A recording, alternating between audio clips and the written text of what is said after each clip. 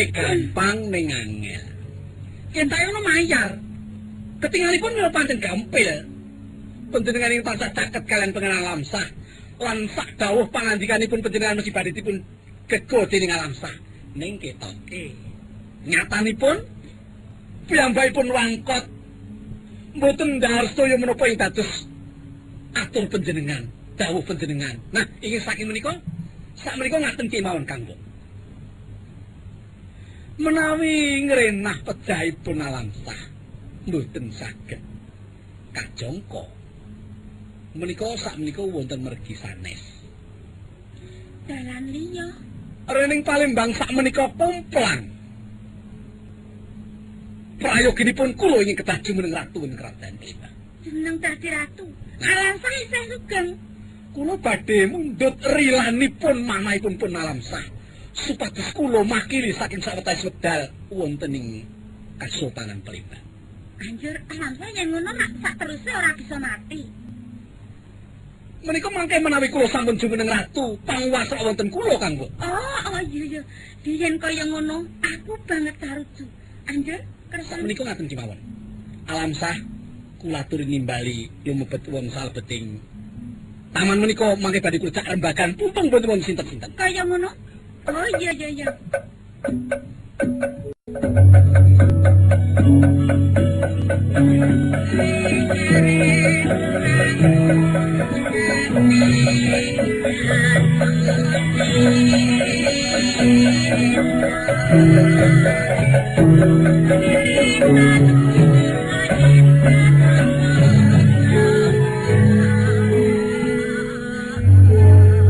Kakang Pati Sutansari, kula Kanjeng Pangeran Sanggar Singgih yen ora kleru dina iki dina pisowanan. Inggih. Wis pirang sasi sedane ing sinuwun nganti tekan titi mangsa iki.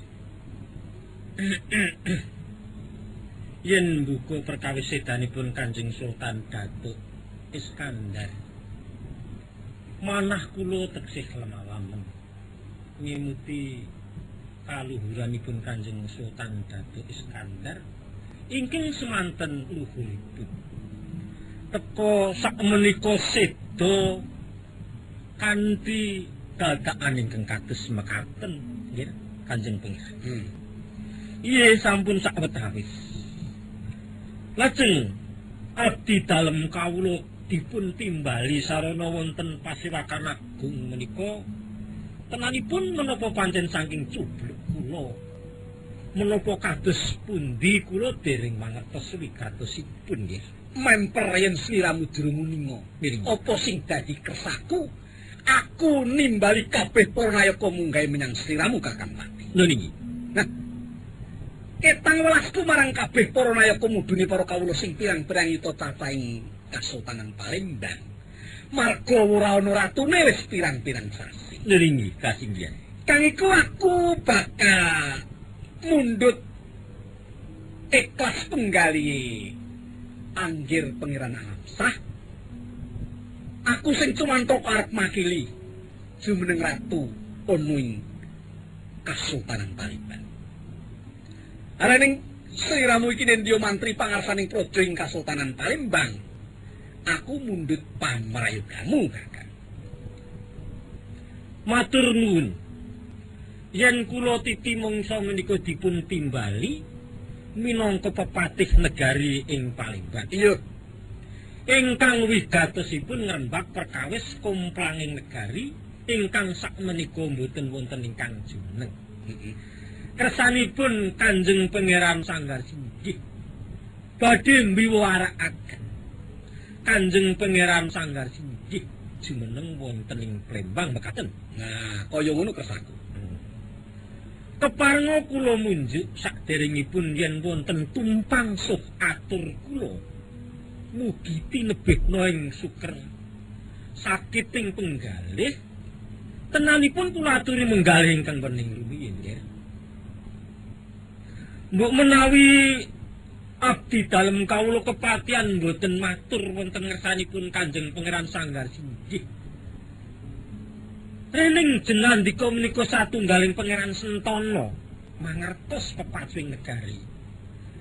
Kekancinganing pustaka raja negaring Palembang ugi prisa. Mbok menawi mboten sak pentonipun yen jenandika badhe jumeneng wonten Palembang nggih. Mumpung dereng kawuningan dening para nayakaning praja ingkang mangertos tata cara menggah jumeneng nata wonten ing Palembang mriki, pramila di dalem kawula munjuk kula aturi menggal ingkang menika rumiyin. Nek tak rasa-rasake aturmu iki mau setitik rada nylentik karo talingaku. Kowe mung palungguhamu pepatih. Nanging kowe malah mulang muruk karo aku. Upama kowe ora ngerti ya krungu, upama kowe ora krungu ya weruh. Yen Kasultanan Palembang kuwi tilaran dalem Suwargi Rama Sultan sing wis dinempana ing angin. Wadene Kangmas Datuk Iskandar jumeneng Sultan ana ing Kerajaan Palembang mono, kuwi gumanti pelenggan dalam Rama sebab Rama seda. Lan panjenengane Kangmas Suwargi kuwi kalebu putra sing mijil werda. Nah, karena tilaran dalam Rama Suwargi iki ming loro ing antarane aku karo panjenengane Kangmas sing dinempana ing angin, mongko saiki Kangmas Sultan Iskandar wis seda. Apa ora kudu aku sing kudu jeneng ratu ning Kerajaan Palembang? Nggih, sewu lepat nyun pangapunten kula ambali atur kula. Mbok menawi menapa inggih namung saking jubluk kula anggen kula matur menapa kados pundi kula kok kirang kedugi. Ngaten nggih. Kula mangertos negaring Palembang menika kalenggan pepatih menika yen narendranipun boten wonten. Menika minangka wakiling ratu ingkang nindakaken kewajiban menika mesti patih. Ya, wakil dadi ratu. Lah yen menggalih bab jumenengan menika sampun wonten galisipun. Menika wau sampun dipun ngendikaken Suwargi ing Rama seda ingkang gantos putranipun. Lah sakmenika Kanjeng Sultan Datuk Iskandar seda menika sak tata caranipun inggih gantos inggih putranipun. Anu kuwi lek merga aku minggalih yen Pangeran Alamsah kuwi durung yuswa lan durung kena dipercaya anggone ngubungake jantraning pemerintahan ning Kerajaan Palembang. Nggih, saged rening teksih timur. Namung sedaya nayakaning praja pepatih Nayaka 8 Bupati Kawandosa tatahipun. Menika menapa ginanipun mboten ngrembak katentremaning negari saupami Kanjeng Pangeran dereng saged ngecakaken perkawis jumeneng ratu. Sepisan tanggung jawab kula dinandika Pangeran Sentana ugi nggadahi kewajiban. Menapa inggih negari Palembang semangke badhe wonten dredah wonten geger kasaranipun. Menapa inggih Kanjeng Pangeran Sanggar Singgih eca kangeca namung lenggahke mawon. Boten saged yen kados mekaten. Inggih tanggung jawabipun para nayakaning praja nggih. Boten gumantung narendranipun. Adeting negari menika yen gumantung narendranipun badhe risak. Marga aku nguwatirake yen nganti ana bab-bab sing ora dadi pepenginan. Marga dereke isih timur. Nggih. Saka sawetara aku ngarep mau wis ngendika yen aku iki mung sak perlu makili Pangeran Alamsah sing wektu iki durung mumpuni. Nah, yen perkawis wakil nggih. Sampun ngantos diwarakaken jumeneng nata. Menika saged. Sabidipun kula menika sakmenika tetep pepatih wonten negari Palembang. Inggih wakilipun ingkang sinuwun ingkang sakmenika dereng wonten ingkang jumeneng. Ayo namung wakil ki monggo sami-sami monggo nyengkuyung adeking negari ing Palembang sampun ngantos wonten rubeda menapa mongko sasarengan kalan kula mandhaping para nayaka praja. Lanjur wibawaku ana ngendi ratu-ratu dibiya warakake dan apa kowe teh? Mboten ngaten nggih. Sampun lajeng keseksa duka kalan ingkang bapa menawa mboten. Kula menika namung ngaturaken pamrayogi.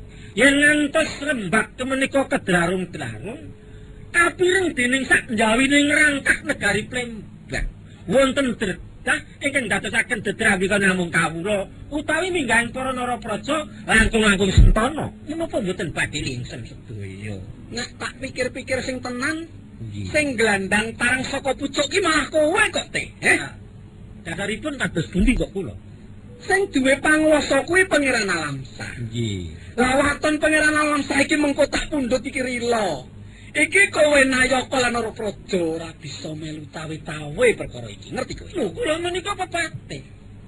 Yen kula tesih dados pepatih wonten Plembang, mboten saged kok kula mboten kenging cawe-cawe katentremaning negari menika perkawis negari nggih. Sampun dipun anggap menika alit. Perkawis negari nggih menika. Senajan iki perkara negara. Ning yen Alamsah iki maringake. Muntur siye karo aku, kowe ora kena. Mekaten menika namung pangandikanipun Kanjeng Pangeran Sanggar Tinggi. Yen mila kepara saestu Kanjeng Pangeran Alamsah maringaken. Monggo, kula mboten badhe wenang cawe-cawe. Namung yen perkawis kawibawan kula pepatih diputesih dipun agem, kula tesih nggadahi kewajiban damel tentreming negari nggih. Sing baku saiki Alamsah. Inggih. Rening saiki priyayine uga ngadhep ana ing pasilakan, Alamsah perlu takdan. Monggo anggenipun badhe dangu monggo. Nggih. Nuwun wonten dawuh pangandika, Paman. Ana rembug dia dinia kaya ngene kok sliramu kendel wae iki kersamu piye? Ora sliramu mesti wis mireng lan wis prek sapa sing dadi sen-sening penggali. Sampun Paman nyuwun pangapunten. Ing atasipun kula menika pinanggih nem kula mboten wani nyaruwe anggen dalem sami wawan pangandikan kelan Bupati Sutajari. Nanging sak menika gumathok ing pangandikan kula sampun saged nampi. Bupati Sutajari Kados pundi nggih? sampun to, wong kepangan kersanipun Paman Pangeran Sanggar Singgih menika nyatanipun menika giprayogi sae tegesipun. Menika mboten ateges Paman menika badhe dakah nguwasi negari Palembang mboten. Nanging namung sawetawis wedha menika namung warnen. Benjang menawi kula sampun akhir dewasa mesti kemawon kaibahan Palembang menika badhe kaparingaken kula. Nggih, Pangeran. Dados keteranganipun anggir Pangeran Alamsah menika maringaken perkawis ingkang badhe jumeneng wonten Palembang menika ingkang Paman maringaken. Kados pundi kula mboten marengaken jeneng menika sulihipun Kanjeng Rama Sultan Datuk Iskandar Suwardi menika rak bapa paman kula to. Wah, nggih. Yen anggir Pangeran Alamsah menika marengaken, kula mboten saged cawe-cawe. Namung yen wonten menapa-menapa negari ing Palembang nggih, kula mboten cawe-cawe. Sampun nggih. Sampun. Mboten menapa